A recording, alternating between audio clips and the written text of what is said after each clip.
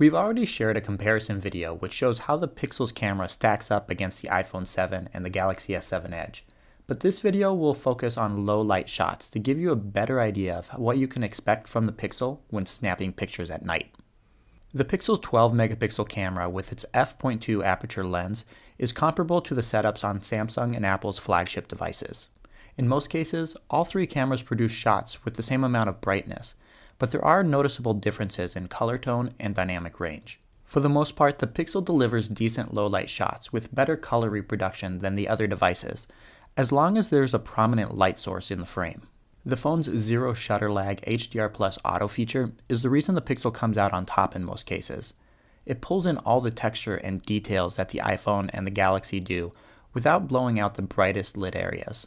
Here you can see that the Pixel has more detail in the 7-Eleven sign, better texture in the pavement outside, and even the ceiling panels on the inside of the store. In this instance, the Pixel shot is slightly darker, but you're treated to additional details outside the car window, which are completely washed out in the other pictures. Unfortunately, Google's phone doesn't fare too well when the scene is really dark. Here you can see that the iPhone 7 has a bit of an edge in color reproduction, with the Pixel shot taking on a greenish tint. In this next shot, you'll notice that the Pixel struggles to find the right color tone, while Apple and Samsung's phones do just fine. Let in a little more light, and the Pixel performs a bit better. Here you can see that the Pixel focuses on the leaf instead of the flower, but it delivers better color reproduction than the other two phones. The Pixel's dynamic range manages to highlight a few more details in this shot, but the iPhone 7 takes the lead with better color tones.